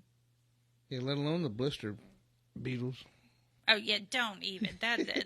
Those are just nasty. Yeah, but the guys have to fight all that stuff. I mean, they got to watch their clothes, watch their boots. They got scorpions, they got blister beetles, they mosquitoes. Some of the units, I mean, it gets even worse. I read stories about rats and roaches, and I mean, it's just terrible. And it's like TDC don't care. No, they don't. I know a couple of units are being infested with ants right now. And the way all these guards are getting busted, it seems like about the only thing they care is how much contraband they can smuggle in. Yeah. It's like, every week. But what about the cameras now? How many of the officers are actually going to have cameras? They're just starting it like on Polonsky unit? Yeah. And is it just going to be ranked for right now? No, every single officer has it. Is it only going to be an ADSEG, or is it every single officer, the whole unit? The gate officer had it. They all have them. And when do they get to turn them off? I read that they turn them off during strip searches, but I mean, and sometimes even during strip searches, wouldn't the camera be beneficial? Do they blame you for having some kind of contraband or something? Yeah, probably. I mean, it just seems to me like if you have cameras around, you have cameras around. I might understand if they're using them to, make videos that you're not supposed to have or something. But, I mean, it's evidence. And if you're going to be professional about a strip search, then go ahead and film it. Exactly. And I want everybody to see that I don't have any contraband. You know what I mean? Because otherwise the officer is going to accuse you, and he could turn his camera off and then throw it down there and say you had it, whether you did or you didn't, and it's still your word against his. And who are they going to believe? Well, you know darn well they're going to believe him. Yeah. So, I mean, I think the cameras should change the whole culture down there. But, they're going to find a way to, it wasn't working that day, or their clothes got in the way and covered it up somehow or another. I mean, something's going to, we talked about that once the weather starts getting colder and they're wearing jackets. The way the camera is now, it hangs around their neck. So, and it's a good size device. Yeah, it's not small or anything. But we could see like they would blame it on their coat getting in, or something, if they wanted to do something wrong. I thought it clipped on the front of their shirt. No, well, the ones I've seen hangs around their neck. Yeah, well, I was looking at the new ones that Bobby Lumpkin's advertising. There's a video, and I think I put it on our Facebook page. And it's more like the police officers, where it actually clips on the front of their shirt. So I would think they would have to have it on the front of their jacket or on the front of their vest, whatever they're actually wearing. In the picture, it's clipped on the front of his shirt. I don't see anything hanging from his.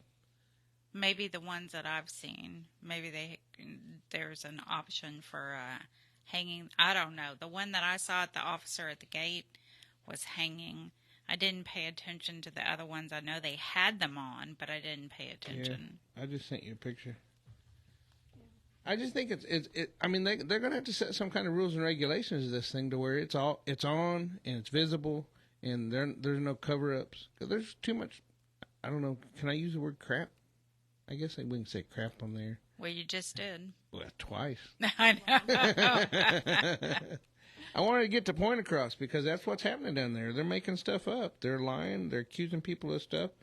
And then, the guy who's running around with that temperature gauge thing, and he's got a camera going on, and he can't lie and write down something on the temperature sheet that's not true. Absolutely, yeah. So, I mean, it's all about transparency. It's no more brother-in-law or big brother or whatever you want to call it. Good old boy. It's a good old boy system. I don't know. I'm going to keep my butt out of there. I got to go visit my PO on Monday, and I'm going to be all about that yes sir, no sir. Make sure I got my payment paid and all that stuff. Because, I mean, it just doesn't make any sense as long as I've been out this time to even think about going back. No. Yeah, I never thought I'd make it 10 minutes, let alone. So I've been out now since October 10th, 2010. So that's woohoo. Yeah, that's awesome. Yeah, I don't know. I finally one day it clicked. You gotta change all your playmates and playground. You just don't try and cut corners. Don't think that you have a right to go out and catch a buzz. You got a right to stay free. That's what you got a right to do. You got to do whatever it takes. You got to go above and beyond to make that next right decision. And there was a long time where I was just faking it. I just would know this is the right one, but it don't feel right. And so I'd make that right decision, and then over a period of time, it's it becomes natural. So I don't know who she's talking to, but are you talking to somebody that wants to shout out or what? No. Well, then why are you talking? I'm on the air. Picking on Linda. Got to pick on Linda. It's almost time for DJ Rico to come in here. I got about 6 seconds left. Do we have any burning desires we just have to talk about, Dani? No. No, we done talked about everything? I've talked about everything. I've got a lot to say, but I can't say that on the air. Yeah. Well, you going to tell Sugar Pom Pom? What? That's not my Sugar Pom Pom. That's Leslie's Sugar Pom Pom. Leslie's Sugar Pom Pom. All right. Well, who you visit whenever she goes to visit Sugar Pom Pom? A friend of mine named CJ. CJ? Yeah. All right. Well, you guys have fun with CJ. In the meantime, we're going to talk about the Housetonians. DJ Rico Black, he just come in the back door over there, and he's going to be jamming. He's got some house music that he does. He brings his whole rig up in here. He looks like he could be, what do you do with the album where you do the scratching and all that stuff? Yeah, DJing. He's got the whole setup. So, I mean, I imagine he's in here really just to jamming. And I'm on the bike tonight, so it'll be jamming on my way home, too. But in the meantime, you guys do the best you can. Try and stay just as cool as you can. Get out your cooling towels or whatever you got to do. And thanks for tuning in, and we'll be here next week. Have a great weekend. Meow.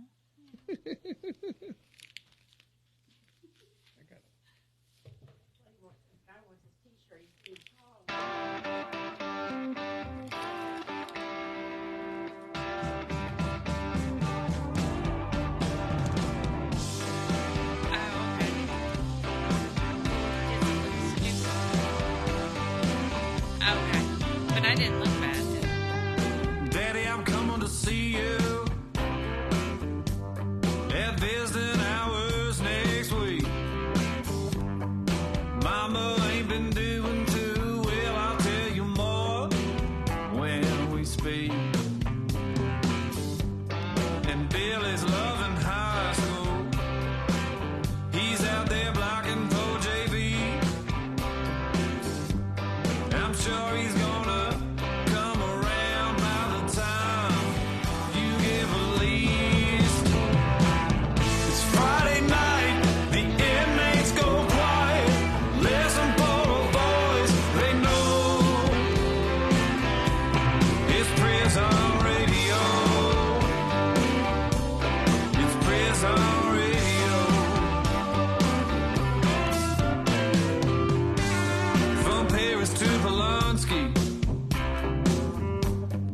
show me more. In my dreams I can see your freedom. I will hold you once more. To the men with no visitors, no money on the books. Remember, David's always gonna be here. You're never so alone. This thing's my love. Friday night.